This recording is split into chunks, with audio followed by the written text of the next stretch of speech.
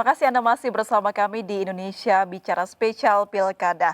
Mas Gun-Gun, kalau tadi kita melihat ya, Ya, suasana di Medan gitu. begitu, itu di belakangnya terlihat sekali seriusnya. Apakah ketegangannya begitu terasa di Medan menurut Anda? Pasti ya, karena ini satu head to head ya. Oke. Yang kedua melibatkan nama besar yang ada di belakangnya. Ya Pak Ahyar tentu sebagai petahana, kemudian Mas Bobi juga ada nama Jokowi di Ya, ya. belakangnya gitu. Jadi kompetisinya tidak sederhana. Ini sangat biasa terjadi di pilkada yang head to head ya. Apalagi atmosfer yang terbentuk di Medan itu kan agak berbeda dengan di Ya. daerah-daerah lain. Ya, rivalitas itu ekspresif gitu ya. Apalagi ada drama-drama di belakangnya. Pak Ahyar Nah, sempat keluar dari PDIP untuk betul. bisa maju Dari sejak pilkada. kandidasi kan udah panas gitu. Jadi ya wajar kalau kemudian suasana itu terbawa di hari ini juga.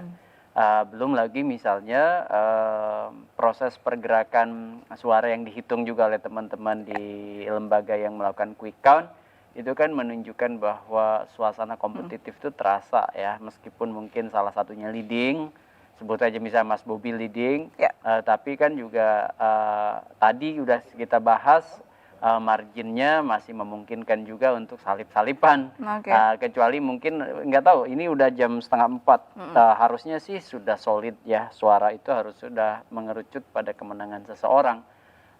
Mungkin nanti tanya Mas Duri aja seperti apa data terakhirnya. Baik. Ya. Bicara soal Mas Duri, kita juga akan bergabung atau sudah bergabung ini. Selamat sore Mas Duri.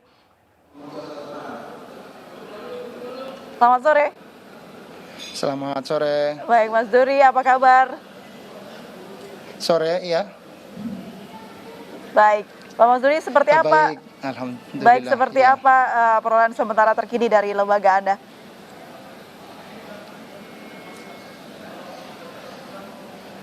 Oke, dari Poltreking Indonesia untuk quick count Kota Medan data masuk 95% ya. Perolehan sementara 45,9 untuk pasangan nomor urut 1 Akhyar Nasution dengan Salman Al-Farisi. Kemudian untuk pasangan Bobi Afif Nasution Aulia Rohman 54,1%. Data masuk sudah 95%. Baik, diperkirakan data akan terus bertambah lagi, kira-kira bisa dipastikan 100% kapan, Mas Duri?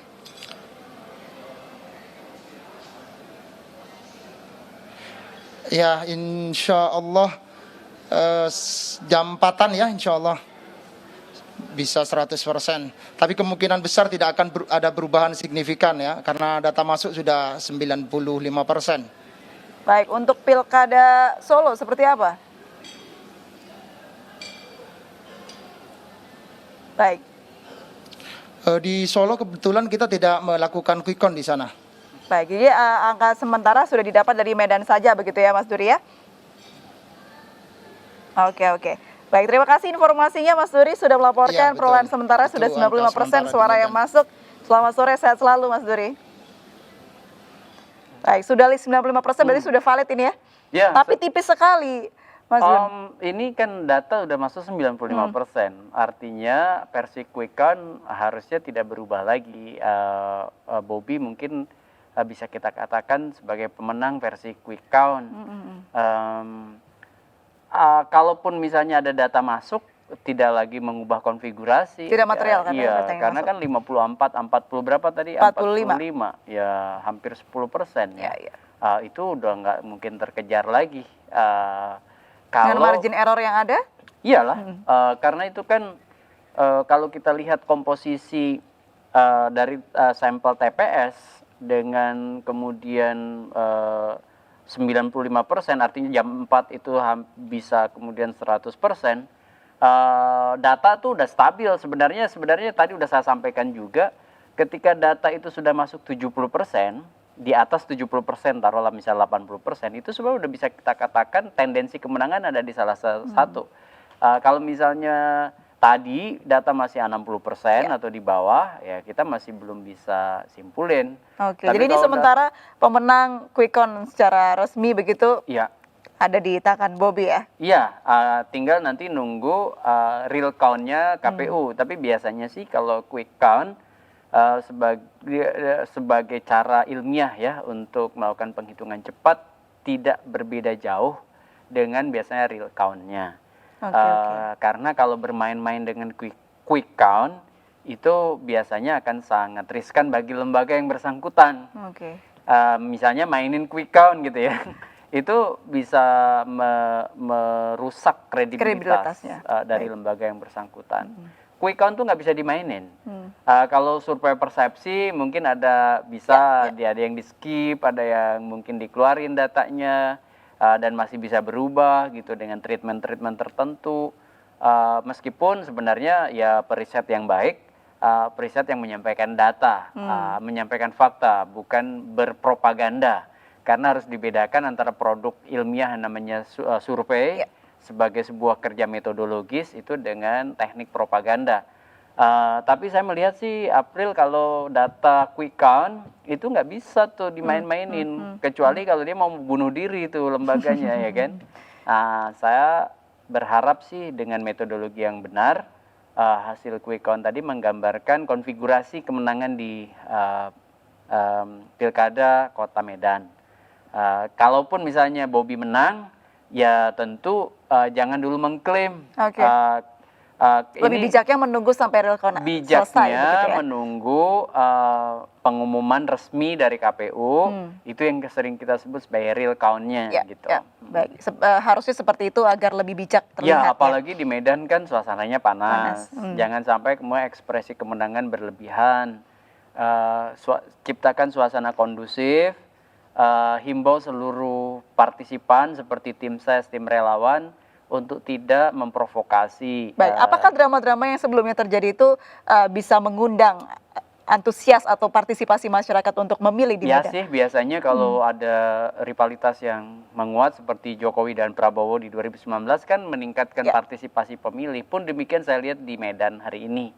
Ada polarisasi tajam antara pendukung Pak Ahyar dengan pendukung Mas Bobby, dan keduanya saya lihat ekspresif tuh di berbagai kampanye selama 71 hari kemarin, dan itu mendinamisasi suasana sih saudara. Kalau mendinamisasi suasana kan artinya juga menjadi treatment orang untuk kemudian ada istilah akademik dalam ilmu politik itu yang disebut internal efficacy. Jadi merasa bahwa satu suaranya itu bermanfaat. Kenapa? Karena saya harus menangin Bobby atau menangin Ahyar gitu. Nah, proses internal efficacy itu kan sangat psikologis. Sehingga kemudian dia akan tergerak tuh datang ke TPS. Dan memilih siapa jagoannya begitu ya, Mas Gun-Gun ya. Tapi kalau melihat seperti apa intensitas atau suasana panas yang ada di Medan begitu, apakah ini artinya partai yang mempunyai pendukung terbanyak masih tinggi di sana untuk bisa memenangkan suatu pilkada? Sebenarnya sih saya ragu dengan kekuatan partai sebenarnya. Apa alasannya, Mas Gun? Karena seringkali tidak ada korelasi signifikan antara besarnya dukungan partai itu dengan perolehan suara di TPS. Itu yang paling banyak menentukan tuh justru sebenarnya kekuatan figurnya. Kemudian yang kedua jaringan lintas sektoral, ya bukan hanya partai tapi juga bagaimana dia bisa merangkul kekuatan ormas, kekuatan OKP, kekuatan basis massa akar rumput gitu. Kemudian yang ketiga bagaimana cara dia penetrasi ke basis pemilih yang belum menentukan pilihan.